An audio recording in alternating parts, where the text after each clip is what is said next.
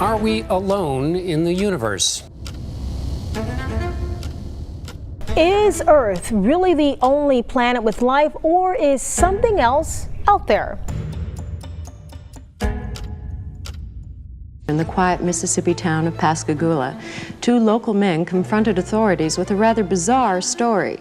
Charles Hixon and Calvin Parker told of a strange craft landing near their fishing site. He says he was abducted by something out of this world.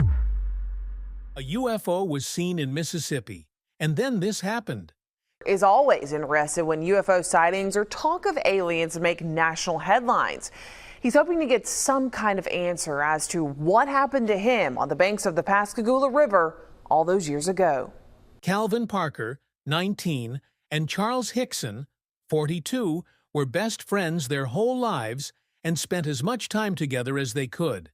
It was one of their best things to do to pass the time. With a drink in one hand and a fishing pole in the other, there was nothing better than that night. It should have been a normal, relaxed one for the two of them. Then something terrible happened that would keep one of them awake for the rest of his life. This is the story of a strange alien kidnapping that puzzled people for years and now has clues. Alien story is just small. I want people to know that I love my family. I love life. It's been simple, but I think that the simpler, the better. In 1964, when Calvin was only 10, Charles Hixon, also known as Charlie Hixon, met him. Eddie, Charlie's oldest son, was a friend of his. Charlie became both a father figure and a close friend to Calvin over time. Before they moved 100 miles away to Pascagoula, Mississippi, Calvin spent a lot of his childhood with the Hixon family. After a while, Calvin's dad started going on fishing trips to Pascagoula, where they met Charlie again. Soon after, Calvin started going to Pascagoula by himself. Charlie's oldest son, Eddie, went for Vietnam in 1972. It was on these fishing trips that Calvin and Charlie became even closer. Calvin was 19 years old and about to marry the love of his life in 1973, but he wanted to save more money first. Calvin said yes when Charlie offered him a job in Pascagoula. He began working right away after moving into Eddie's old room. She stayed behind so they could save money for the wedding. Charles and Calvin always drove to and from work together. Charlie asked Calvin to go fishing one night after work. Calvin wasn't sure because he was afraid of the bugs, but Charlie told him he had bug spray, so Calvin agreed. At 5:45 p.m., they left work, got in Calvin's yellow station wagon, and drove toward the Pascagoula River. The sky was clear, and there were no clouds to be seen on October 11, 1973, late at night. They sat down on a log, but they kept moving along the river until they found the right spot. They set up camp and started fishing as soon as they found it. Calvin was having a beer and relaxing, while Charlie was trying to catch a fish. It looked like everything was fine until Calvin saw a strange blue light out of the corner of his eye. He first thought the cops were there to tell them to leave because they were on private property. But when they looked again, the lights didn't seem right. Not like police lights flashing, and there were no alarms. If it was the cops, they should have said something, right? Calvin and Charlie were both upset and confused. They just stood there and watched as a bright blue light went around them. The lights then moved to a spot in the river and kept moving while spinning in place. They had never seen anything like it before. Not much sound was coming from it, but it got louder over time. They looked at the lights to try to figure out where the noise was coming from. Then, out of nowhere, a bright light fell from the sky and hit them. When they could see again, there was a big metal object in the shape of a football hovering over the river. It was about 80 feet long and made a hissing sound, but the water below it didn't move at all. "You're seeing this too, right?" Calvin asked Charlie. But Charlie was frozen and couldn't say anything. His face showed that he was just as shocked as we were. It was a real thing that was in front of them. After what seemed like forever, the craft let out another bright flash of light. This time it was a sharp white light that hurt their eyes. Then 3 people started to float away from the ship. Calvin and Charlie knew they weren't human as they got closer. The beings were about the size of men, but their heads were small and bullet-shaped, and they didn't have necks. Their skin was so rough and gray that it was hard to tell if they had eyes or where they might have been. Instead of 2 legs, they had 1 leg that was scrunched up. Their heads were triangular but didn't have nostrils. These things were about 5 feet tall and were moving quickly toward the men, who were still frozen with fear. One of the beings got to Calvin, and the other 2 got to Charlie. The men were stuck and couldn't move. One of the things raised its hand like it had claws and touched Calvin. First, he felt a sharp sting, and then he felt nothing. He thought that someone had put something into him, maybe something to make them calm down or unable to defend themselves. Charlie had the same thing happen to him, and then the beings picked them up off the ground. These things moved them toward the white light, where they floated up into it and disappeared inside the ship. They had no control over what was going on and couldn't stop it. She looked kind of feminine looking and had fingers, regular fingers, and all. Come over and pinched me on the side of the cheek. And then she took her finger and run down my throat and got behind that little thing that hangs down back there and tried to come up in my nasal cavity. And that was when it started hurting and I started choking and I got scared. And she just kind of telepathically told me, you know, don't be afraid, we're not going to hurt you. Once they got on the ship, the creatures put the 2 men apart. Charlie could only see a bright white light and nothing else. Where did he go? Where was Calvin anyway? Calvin, on the other hand, was in a small room and lying on a table that was tilted 45 degrees. He could only watch the things move around him because he couldn't move. A small blue box floated above him and moved back and forth in his line of sight, stopping to click every so often before continuing its journey. It was about the size of a deck of cards. Then there was another being in the room. It looked a lot like the others. It had gray skin and was short, but it had big brown eyes and wasn't as wrinkled. It was a little less scary than the first 3 because it looked more like a person. "Don't be afraid," the thing said as Calvin watched. He heard the familiar buzzing hiss. He was paralyzed and lying on what looked like an exam table in a different part of the ship. The beings moved him around and put him in different positions, and then a machine started to examine him. It was unlike anything he had ever seen or heard before. He said, "There ain't no way to describe it. It looked like a big eye, like an eye. It was linked to it in some way. It shook. The shape looked like a big eye. It moved up and down my body, and then they left me. The eye went into the wall and was gone. The being then floated him off the table, and he saw a dark spot ahead. His tackle box appeared, and there was Calvin. He had never seen Calvin so scared. The being put Charlie on the ground, and as soon as they let go, he fell face first into the dirt. He got up and walked over to Calvin. The 2 of them heard a buzzing sound, then a whoosh. The lights were out, and it was just the 2 of them again.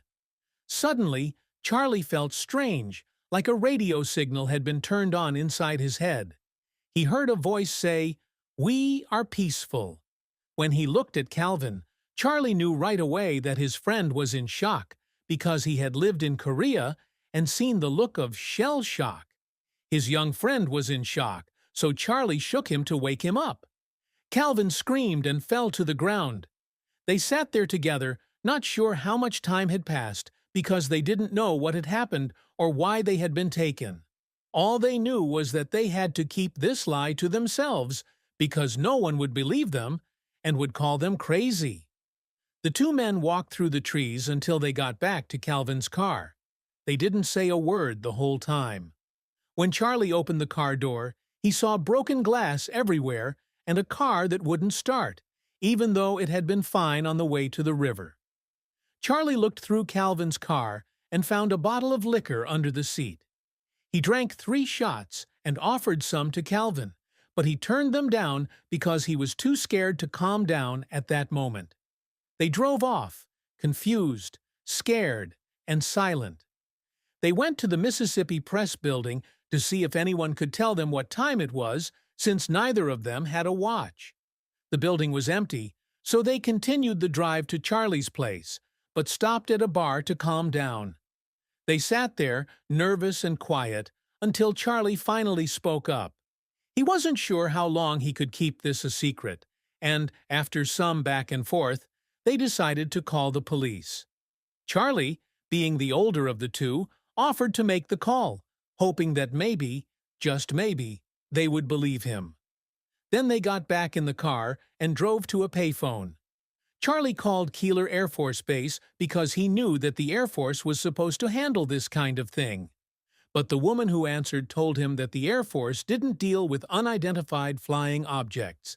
Instead, she told them to call their local sheriff's department, which Charlie agreed to do.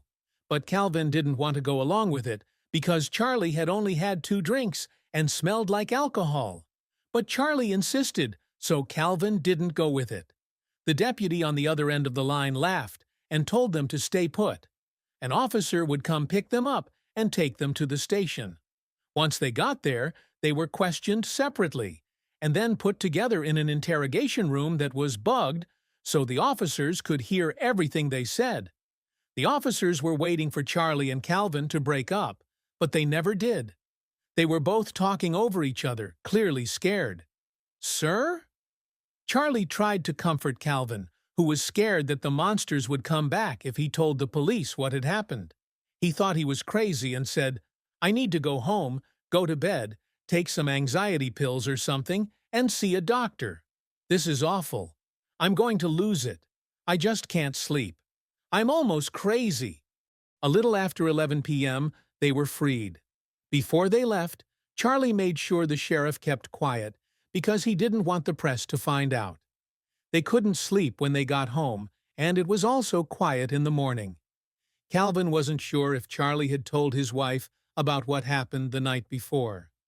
As they drove to work together, Charlie finally broke the silence and asked Calvin if they should get checked for any bacteria or radiation from the ship.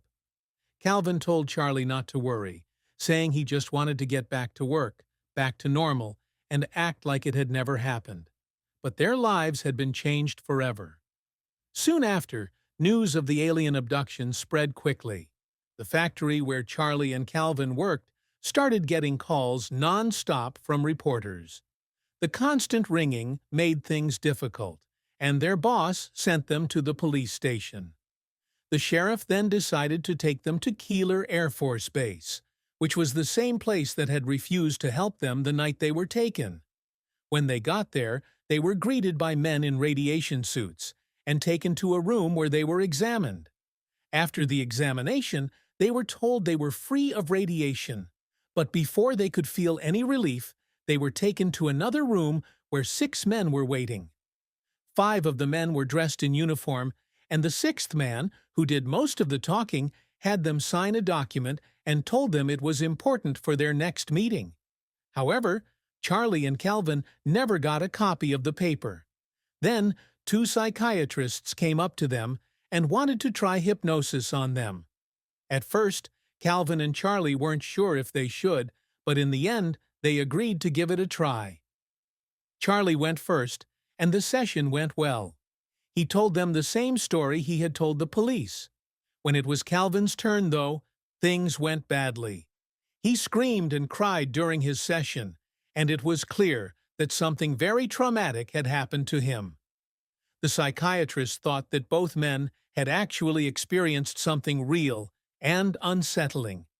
Afterward, they went home, hoping to move on and live normal lives, at least at first. Instead of moving in with his old friend, Calvin stayed out of sight while he planned to get married and start a family. One night, he was shocked to see Charlie on a local news station telling their story. Calvin felt angry and betrayed because they had agreed to leave the past behind and never talk about what happened in 1973 again. Calvin knew he needed space from Charlie because he didn't want to relive that traumatic night, so their lives started to drift apart. Charlie kept talking about it in public, while Calvin kept quiet. He couldn't move on, And the aliens weren't letting him either. After everything Charlie had been through, his wife didn't want him to go on a solo squirrel hunting trip in January 1974. She was worried, but she agreed as long as he promised to come back with enough squirrels for soup. But when he got back that evening, he didn't have any squirrels. His hunting trip had been cut short. As he was getting ready to hunt, he noticed something was wrong. It was too quiet. And when he looked up, he saw the same craft from October 11th, 1973, hovering above the trees. He heard them, and this time he wasn't scared. He felt comforted, and he promised to come back. A month after the event, Charlie heard them again while on a hunting trip. A loud barking sound woke him up early in the morning, but he didn't want to wake up his wife, so he went to check it out. He followed the dog outside and into an alley, where it suddenly disappeared. Then he felt that familiar buzzing sound again, and in his mind he heard, "We mean you no harm. You've been picked. Don't be afraid. Once more, we will talk." A month later, in February, he heard them again. This time, the message was clearer. "You must tell everyone. We have no bad intentions. Your world needs help. We are going to help again before it's too late. You are not ready. We'll be back soon." They did keep their word. A few months later, in May, Charlie, his family, and his grandparents went to Sandersville, Mississippi to visit. There were 8 of them. On the way back to Pascagoula, Charlie's son Kurtz saw a strange light in the sky, a star that was much brighter than any other. Charlie knew right away that it was another ship. This one was bigger than the one Charlie and Calvin had seen together in October, and it was getting closer. It was moving parallel to the Hixon. Kevin, Charlie's son-in-law, slammed on the brakes because he thought they were going to hit the craft. Everyone in the car was yelling except Charlie. He felt a strong pull toward the ship and tried to get out of the car. His wife and daughter yelled at him to stay, but he had to go. Then he heard it again. The radio signal and a voice saying, "There will be another time, another place." But it never came. Charlie never heard from the aliens again. The night Charlie was taken, Charlie couldn't stop talking about it. He went to conventions, radio shows, and even wrote a book about it. Calvin, on the other hand, kept quiet. He joined the Marines in 1974 to get away from the trauma. When he did talk about it, he was called crazy and a liar, so he didn't say anything until 2019, 7 years after Charlie had died. Naturally, skeptics jumped on Calvin's book, saying it was proof the whole story was a lie. They pointed out differences between Calvin's version and Charlie's earlier accounts. Some suggested the two might have made it up while they were in a hypnagogic state, a dreamlike but half-awake state. Despite the doubters, Calvin's book made other witnesses come forward, no longer afraid of being judged. On the night of October 11th, 1973, the Pascagoula police received 50 phone calls, all from people who claimed to have seen something strange in the sky. One of those callers was Maria Blair. That night, she had been waiting near the Pascagoula River with her husband, not far from where Charlie and Calvin were taken. Her husband was supposed to leave on a boat for offshore work, but it was taking longer than expected. While they waited, her husband fell asleep, and Maria started to doze off too. That's when she saw a strange blue light, identical to the one Calvin and Charlie had seen. There was one difference, though. This light moved back and forth across the sky, almost like it was tracing a pattern. She dismissed it, thinking she was just dreaming, and didn't tell her husband until the next morning, when she saw Calvin and Charlie's story all over the news. Her husband urged her to keep quiet, not wanting anyone to think she was crazy, and she did, for nearly 45 years. That is, until she read Calvin's book. After 4 decades, he was finally speaking out about his experience, and Maria felt it was time to share hers too. She hoped her story would help others see that Calvin and Charlie were telling the truth. They weren't crazy. and neither was she. We were waiting for the boat's captain to arrive in a 1969 GTO. He was meant to take the boat out. A blue light caught my eye in the sky, and then I saw it move. It went along the bank of the river for a while, then turned around and came back. After that, it was gone. It wasn't there again. It was more than just October 11th and Maria Blair and her husband. There was another strange event on October 7th, just 3 days before Charlie and Calvin were taken. At around 8 p.m., Sheriff Charles Delk got a call while watching Columbo. He was told by dispatch that a woman had seen a strange flying object with blue lights. He thought it was just another strange call at first, but another dispatch call came in a few minutes later. The woman reached out again, this time sounding even more upset than the first time. Sheriff Delk didn't want to go to her house, but he did it anyway. He quickly looked around the area but didn't find anything. He told her that they would look into what they saw and then got in his car to leave. He didn't get very far, though, because something in the trees caught his eye. The thing was big and looked like a spinning top. It was going about 25 miles per hour and had flashing yellow lights on it. Sheriff Delk called the police and told them about the sighting. He also said that he was following it. After following it for 5 miles, it stopped above what looked like a power plant. The thing made a hissing sound, sent flames out of its side, and then disappeared over the horizon. Officer Delk's car stopped moving as soon as the fire went out. He tried to start the car for 15 minutes so that he could catch up to the UFO, but by the time it finally did, it was too late. Both men are gone and can't tell their side of the story anymore. Charles had a heart attack and died in 2011, and Calvin died of kidney cancer in 2019. That doesn't mean their story is lost, though. We may never know for sure what happened that cold fall night in 1973, but we're used to having questions that we can't answer. Their meeting wasn't the first, and it won't be the last either. Our world is a very small part of the universe as a whole. Who knows? Maybe other people are wondering the same thing we are. Are we really alone?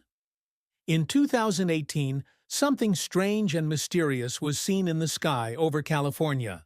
A group of people who saw the 2 unidentified flying objects caught them on video.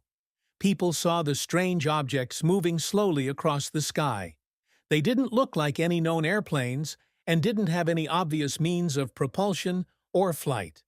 The video quickly went viral, which led to questions about what the items were and whether they might have come from another planet. Authorities have not yet released any official statements or responses regarding the incident, even though the tape is becoming more and more popular. Many people have made guesses about what they saw because there isn't enough information. Some people think the objects could have been secret military technology, while others are still sure that the video shows aliens visiting Earth.